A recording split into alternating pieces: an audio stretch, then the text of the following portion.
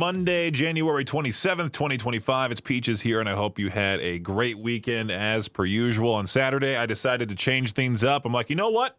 I'm kind of tired of just staying inside. I actually went out, not just to one, but two new restaurants I've never tried before. One in Rexburg, out of all places. Had myself some great barbecue, ate in the corner of the restaurant by myself like some loser that I am. Other than that, not really much else. Usually on Sundays, I like to grocery shop and meal plan, get ready for the week. I'm a little upset with East Idaho News for exposing one of my favorite stores because of the, I like it because there's not too many people that go in and out of there. It's nice. But they labeled the store as one of the best places to buy eggs since, everyone is freaking out about the price of eggs right now. That place, which I'm still not going to name, had sold out completely of eggs at the best price possible in the area. Birds are dying of bird flu. Saw the story a few days back about how a Long Island farm, they were forced to, put down more than 100,000 ducks. I don't even want to know what that process is like or what you're thinking afterward, right? Anyway, let's just kick off the show here. If you want to get a hold of me, you can over at 208-535-1015. Of course, out of all places, Los Angeles had this happen earlier at a Costco in LA. Shoppers went wild over those premium Pokemon cards. Everyone's been going absolutely nuts when it comes to card collecting. The cards originally priced at $120 to $150 were slashed to under $60, causing a mad dash. Of course, two shoppers got into a scuffle, one guy elbowing the other in the face. Costco employees were able to break the fight up without the cops being called, but it's just stupid. It's over Pokemon cards. Why is it now all of a sudden like this? So here's the thing. I don't know why I'm questioning it. I know exactly the reason why. People are wanting to find that one card that's worth tons of money and make a huge profit. They're just flipping the cards. They don't even care about keeping them. They don't care about collecting. They just care about making a quick buck, which is ruining the hobby. I've talked about this plenty of times on the show.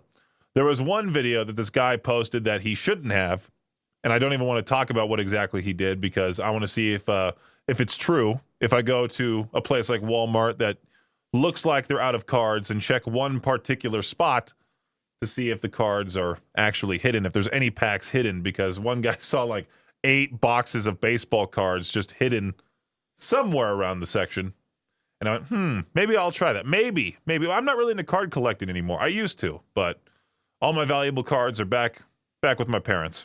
So I was scrolling Ask Reddit trying to find a question for today's To Peach Their Own during the 4 p.m. hour. Came across this. I feel like everyone knows at least one celebrity, no matter how big or how small that celebrity is. I feel like everyone knows that one person that's somehow now maybe an influencer, a movie actor, TV show actor, etc. So I saw this question, people who knew celebrities before they made it big. Who was it and what were they like? My dad has the worst experiences when it comes to meeting with celebrities. He went to high school, the same high school as James Hetfield. Did he ever talk to the guy? No. He was 2 grades behind him. And I sincerely wish I could go back in time and have those two become best of friends. So that way, well, maybe, he could be like the uncle who's not really related, Uncle James, who's like the cool dude that hangs out the fam every once in a while, invites me to shows to go see Metallica live in like the very front row. But I'm scrolling through the answers here. The top one, Adam Sandler and I were in the same dorm room at New York's NYU, right? New York University. He was really irritating to me, but I was a real jerk back then, so I don't trust my opinion of him. Most self-aware comment of the day, for sure. Another person saying they knew Brendan Fraser before he made it big. Who else is there? I grew up with Matthew Lillard. He was always the class clown. He was born to play Shaggy. Nobody in my grade from either high school has officially made it big. I've told that story a couple of times about my former classmate, Jacob Nix, who made it barely to the pros, got stuck in the doggy door. There's another one I no joke, played against on MLB The Show 2024. He's a pitcher in that game because he pitches for the Seattle Mariners organization. And then there's my PE class in 8th grade. The only guy, 7th grade, the only guy taller than me in that class was a guy named Christian Wood, which if you're familiar with basketball, he now plays for the Lakers. So that's about it. I don't really have any celebrity friends. I don't think we've hit that stage of life yet, or I hit that stage of life yet where like somebody could make it big still in Hollywood. maybe we'll check in when I'm like in my 30s, and we'll see where at least one of my classmates has to make it big, right? Hopefully me. Hopefully me. One band I've been listening to a lot of as of late is Silverstein. And I completely forgot that they're going to be in Salt Lake City on February 4th. I believe at the Complex, if I'm not mistaken. You can find that show on our concert calendar, as well as many others like it at riverbendmediagroup.com/calendar. I'm kind of sad I'll have to miss that show just because it's so fast. I mean, February 4th is what? What day is that? What day of the week is that, I should say? Let me pull up the calendar here. It's a Tuesday. It's next Tuesday. Yeah, see, I got to save up my money for my little getaway for, what's it called? February 25th to go see Disturbed, 3 Days Grace, and Seven Dust. I got to get an Airbnb or hotel for that night. Save up my money for the Trader Joe's trip afterwards, you know. It's a huge first world problem. So many concerts, so little money, so little time. Make sure to go check out that concert calendar for all the shows coming to the area that have been announced so far at riverbendmediagroup.com/calendar. And this right here is your Shot Clock Sports Update. The NFL coaching carousel continues to spin with 4 teams hiring new head coaches over the past few days. Pete Carroll will be back on the NFL sidelines next season with the Las Vegas Raiders and will be the oldest head coach in NFL history at the start of the season when he turns 74 years old. The Jacksonville Jaguars officially named Liam Cohen as their new head coach. Cohen, previously the offensive coordinator for the Tampa Bay Buccaneers, he is now responsible for bringing his high-powered offense to Jacksonville and helping young quarterback Trevor Lawrence reach his potential. The New York Jets hired Lions defensive coordinator Aaron Glenn to be the new head coach. Glenn actually played defensive back for the Jets from 1994 to 2001. And after not resigning, resigning Mike McCarthy to a new contract this year, the Dallas Cowboys ended up promoting their offensive coordinator, Brian Schottenheimer, to the head coaching job. Now that we have a Super Bowl 59 matchup, all eyes turn to New Orleans and the Caesars Superdome, where the game will be played. While a ticket for the first Super Bowl in 1967 cost just $12, the cheapest ticket price for this game, well, that starts at $5,500. With some tickets listed over $52,000 for Super Bowl 59. And then last but not least here, I saw a video of this over the weekend. A high school basketball player in California. He had a night in the hardwood that most kids his age could only dream about pulling off on the couch playing NBA 2K25. Nick Katachkian, I believe that's how you say his last name. He scored 102 points in only 22 minutes. Leading Mesorabian High School to a 119-25 victory over Waverly High of Pasadena. Nick hit 48 of his 60 shots and set a new California state record, but he had help from his brother Dylan, who assisted on 35 of those 48 buckets, earning him a state record as well. He also added 15 rebounds, 13 steals to round out the triple-double with 0 points. His brother had 0 points, 35 assists, 15 rebounds, 13 steals. What a weird game. It would suck to be that other team that lost that badly to this high school. Anyway, that does it for your Shot Clock Sports Update right here on K-Barrel 101. All right, I find this extremely cool. A piece of fossilized vomit dating back to when dinosaurs roamed the earth has been discovered in Denmark. The Museum of East Zealand announced that on, today, actually. They announced it today. The find was made by a local amateur fossil hunter on the cliffs of, Stevens? I don't know. South of Copenhagen. Wouldn't that be cool? He was just out on a walk. He found some unusual fragments, which turned out to be pieces of sea lily and a piece of chalk. He then took the fragments to a museum for examination, which dated the vomit to the end of the Cretaceous era, some 66 million years ago. Wouldn't that be awesome to be an archaeologist and you just find fossilized vomit within the ground? It says here the vomit is made up of at least 2 species of sea lily, which were likely eaten by a fish that threw up the parts it could not digest. Interesting. Very interesting. That's something like, every single time that you see one of those stories about how like somebody spent millions of dollars at an auction for something dumb, this would be one of those things. If I was a super rich person and they were auctioning this off, I would so buy this to hang it up in the living room. Fossilized vomit right there on the wall. I thought it was pretty obvious that when it comes to getting the snow off of your vehicle, if you don't have a snow brush of some sort, do not use a live baby. There's a guy in Port Arthur, Texas, that thought it would be funny to post a video of him doing so. He has a literal newborn baby in his hands, and he's using the baby to brush off the snow off the car. Well, police and Child Protective Services are both investigating this whole thing. He's accused of using the baby to brush off the snow off the car during the winter storm, the winter storm that swept through southeast Texas. People now believe this constitutes child endangerment, so the chief says they aren't releasing the man's name or the picture, but the chief expects an arrest warrant to be issued next week. Imagine getting in trouble for that. Imagine it's a 3-month-old baby.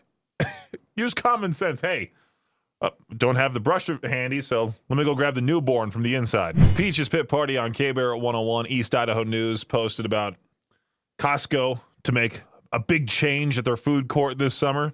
And I was thinking, like, maybe they're adding a new food item. They're doing something cool like that. No, they're just switching from Pepsi to Coca-Cola.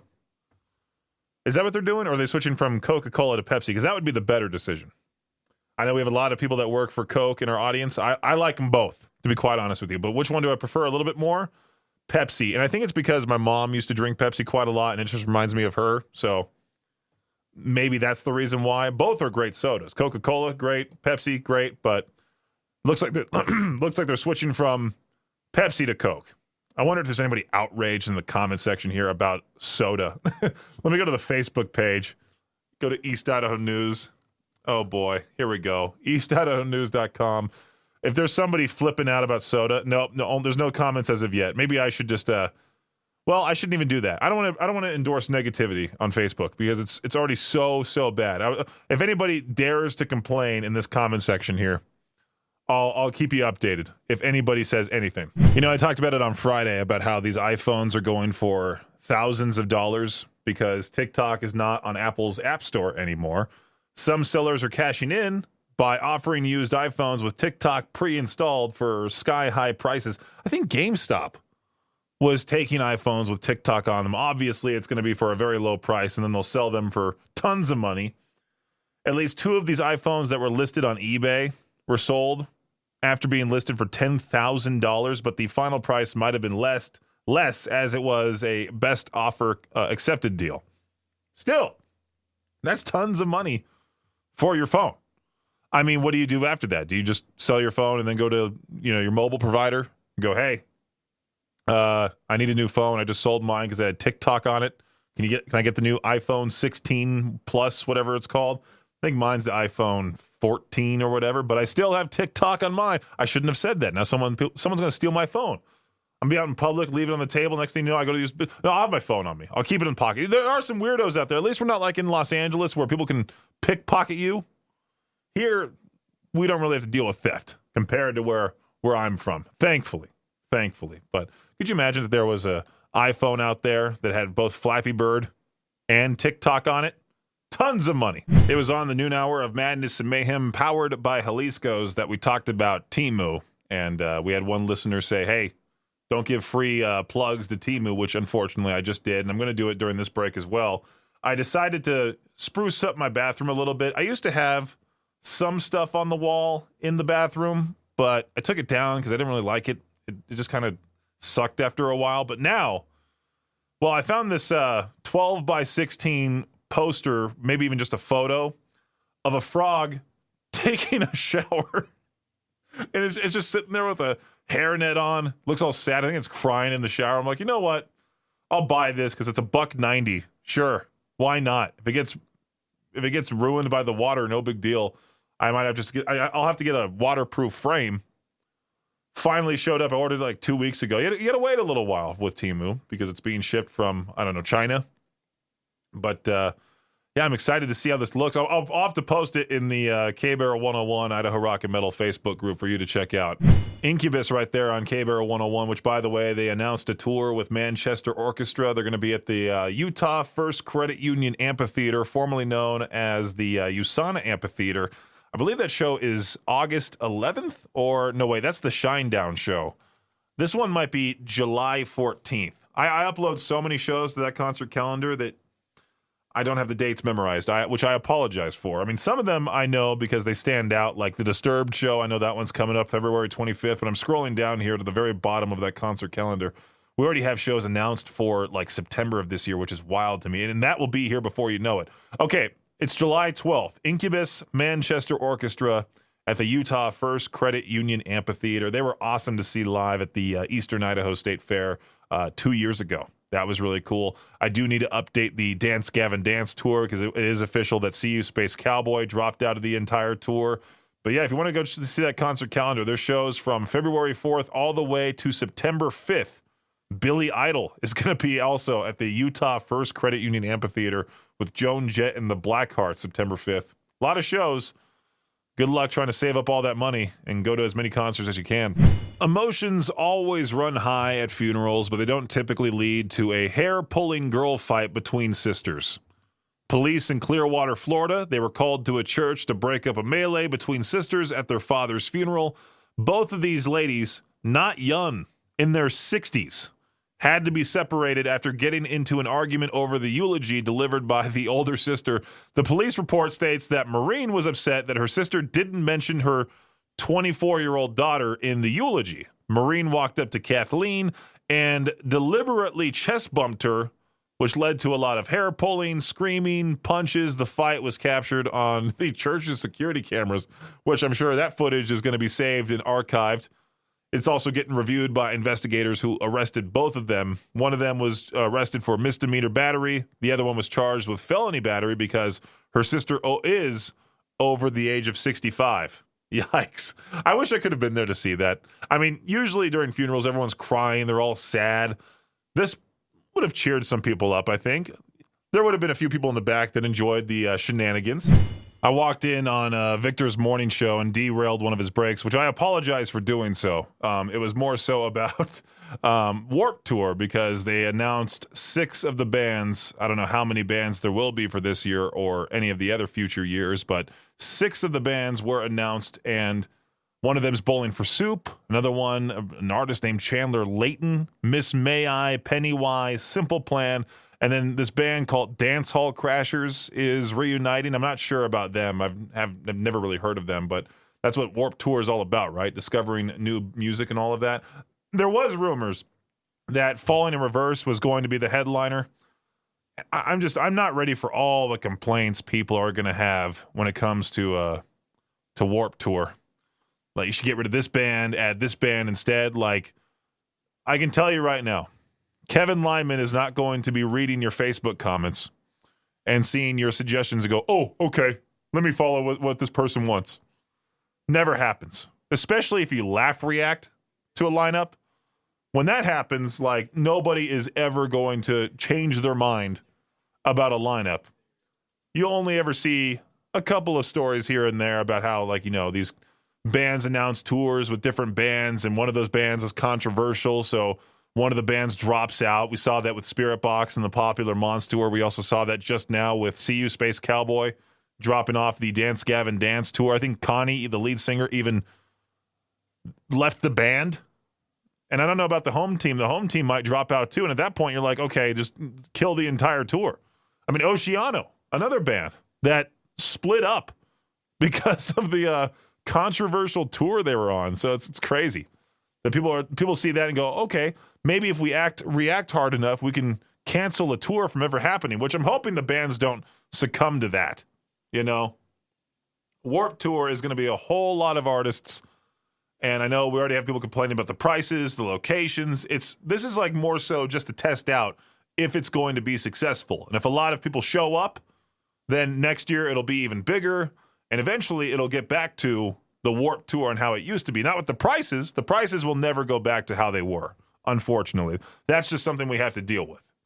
But if Warped Tour does come around to this area next year, best believe I'm going to try my best to go.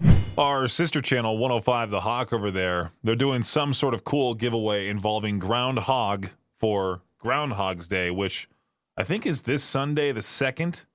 Is Punxsutawney Phil going to see his shadow, or is he going to not? And we'll have, I don't know what the whole thing is with it. I think it's like if he sees his shadow, it's 6 more weeks of winter. Is that what it is? I don't really pay attention to that because wasn't it like right before winter started, the Farmer's Almanac was like, yeah, this winter coming up is going to be warm and wet. And it has been the complete opposite. Dry and extremely cold. Colder than ever. So I don't really believe predictions, especially when it comes to the weather. But, yeah, I think if you sign up with 105 The Hawk, if you go to their app and you predict correctly that Punxsutawney Phil will see his shadow or not, you can win up to $500, or I think you win $500 in groundhog, thanks to the gun shop as well over on Holmes, too. I think that's a really, really cool giveaway. And then I see the news here about PETA once again complaining about, the whole concept of Punxsutawney Phil should not be happening anymore, according to PETA. Instead, they want to replace him with a weather reveal cake. They always want to ruin everything. This is why I talked about it before. If anybody knew anyone from PETA, I talked about it on the show, and then sure enough, somebody from PETA reached out to me asking, like, hey, we saw that you mentioned PETA in one of your recent radio shows, the podcast form, in podcast form, which, by the way, you can get Peach's Pit Party on demand wherever you get podcasts. But, yeah, PETA wants to replace Groundhog Day and instead put out a vegan cake where you can predict, hey, 6 more weeks of winter, or the cake could be pink on the inside, indicating an early spring. Again, nobody can predict the weather, especially around here. Usually whenever Victor asks a question, I just go ahead and carry it over to my show for to Peach their own, because I don't feel like digging for another question on Ask Reddit or something like that. And this question, I think I've asked before, but you know what? We're going to do it again. What's a band or artist that everyone seems to love, but you just can't get into whatsoever? I listed off a few to Victor this morning, like Weezer, Sublime, Bob Dylan. Who else is there? Mac Miller, another one of those artists that everyone is obsessed with, especially now that he's passed away. Tons of people are obsessed with his music, and I just simply don't care for it. Like, there's one song called The Spin, or like The Spins, I think that's what it's called. It's a decent song, but he took the instrumental from Empire of the Sun and just rapped over it. I like the instrumental more than anything. It's a fun song still, nonetheless. But what's a band or artist that everyone seems to love, but you just can't get into? Oh, let's avoid the obvious, like Taylor Swift and Cardi B and all the usual answers that I would expect with this one. 208-535-1015. Call in now. Hey, what's up, boss? Hey, Stuart. What's a band or artist that everyone seems to love, but you just cannot get into? Nickelback. Nickelback. Yeah, I figured you would say that. Nickelback, they were hated for all those years. Now they're finally getting the love they deserve. Finally. They are getting some love. It's all right. Yeah, it's great for them. They deserve it, though. They deserve it. I figured, I didn't figure that one would be on this list. I figured, the same old Sleep Token, Ghost. Someone would be putting in their hot take and say Metallica. Oh, yeah. Type thing. Nirvana, Nirvana is rightfully overplayed by all rock stations. But the thing is that they're still extremely popular, which is crazy. They're overplayed because they play the same 3 songs. If they dip deeper into some of their B-sides, it wouldn't drive people quite as crazy. Yeah, luckily we have way more than just the same old In Bloom, Smells Like Teen Spirit, and then what else is there? About a Girl Unplugged, that version. I mean, yeah. How many Nirvana songs are in the system? It fills up the entire page. Lithium, Breed, Love Buzz, Polly, Lake of Fire, Unplugged, Something in the Way. So many. And plus there's a lot on alt already too. So. Yeah, you guys could probably dive deep if you really wanted to. Yeah. But do I want to? So, nah. let me ask you this. What's that? Is the NFL rigged? Oh, for sure, dude. I that's a whole other subject for sure. Nobody wanted to see Bills and Commanders in the Super Bowl. Instead, the league wanted, the highest teams possible, the most popular teams possible, I should say. Chiefs, Eagles. Right. There was at least 3 very questionable calls last night. And you know what? At minimum. I'm now an Eagles fan for this game. Let's go. Let's fly, Eagles, fly, as they say. Fly, Eagles, fly. There's a movement in the Bills Mafia to protest the Super Bowl. And rightfully so. Like, no coverage, nothing. Just avoid it. Right. Let them tank their ratings. Sure. Yeah. Well, thank you, Stuart. Thank you for that answer and everything, man. Yeah, no problem. I appreciate it, like always. Cool. Thank you. Yeah, have a good one. You too. K-Bear, what's a band or artist that everyone seems to love, but you just cannot get into? I got a couple of them for you. Go for it. Machine Gun Kelly Okay. and Post Malone. I kind of like Post Malone. Machine Gun Kelly, that guy's just a weirdo. I mean, he's just not in the same realm as us, or rock and metal, I should say, and he's doing his own thing. Do I find him fun at all? Absolutely not. But he did a great job acting in that movie Bird Box. He was also in the movie The Dirt. He played Tommy Lee, which Tommy Lee is now turning into like a weird guy himself because he's just going off about these bands promoting shows while the LA wildfires are going on. So, well, damn, Tommy Lee's always been weird anyway. Right. But look at Methods of Mayhem. Well, right on, man. Well, thank you for that answer. I appreciate it. Yep, not a problem. You have a good one. K-Bear, what's a band or artist that everyone seems to love, but you just cannot get into? Well, first I was going to pick on a genre, and then I decided, no, not that. So, to stay in the rock category, and I'm going to get a lot of boos and heckles for this one, Jimi Hendrix. I'm kind of right there with you, man. I think he's a great guitar player, but do I find his music entirely overrated? Absolutely. Do I care for it? Not at all. Now, if I were to go on a genre episode... Hey, K-Bear, how's it going? Hey, what's up? It's Vortex in Pocatello. How are you today? Hey, doing great, man. What's a band or artist that everyone seems to love, but you just cannot get into? I would have to say Ghost and Sleep Token. Both, as expected. A lot of people putting those two in there. Yeah, I mean, they have unique voices, and their sound is really cool, but I don't know. It doesn't hit me as rock and metal. It's more like pop or whatever, Mm-hmm. I get it, man. I get it for sure. Absolutely. All right, Vortex. Well, thank you. I appreciate the answer, man. All right. Have a good night. You as well. K-Bear, how's it going? Not too bad. James, what's a band or artist that everyone seems to love, but you just cannot get into? Van Halen. And why is that? Just because he's always just way over the top, it seems like. It seems like he was always trying to play over the band, and that just, it's not my thing. Did you at least enjoy them when they had Sammy Hagar? Yeah, sort of. I mean, Hagar is kind of his own thing. Yeah, I just saw he retired from touring. I didn't realize he was almost 80 years old. He looks great for being 77. Yeah, and he's kind of going like the Jimmy Buffett route of, I think he's got like his own line of tequila and a few others. Yeah, he's been doing some sort of like, what's it called, restaurant show thing too. He was with Guy Fieri and Maynard James Keenan on something, and he's been doing tons of stuff with different people. He seems very likable. Yeah, he must have gotten a hold of Gene Simmons' diary or something. Or Shaq. Shaq's known as the guy, too, that's like endorsing everything. So, I mean, it could be. Gene's. I mean, I think Shaq just likes the money, so he'll just put his name on something. Oh, sure. Why not? I do the same thing.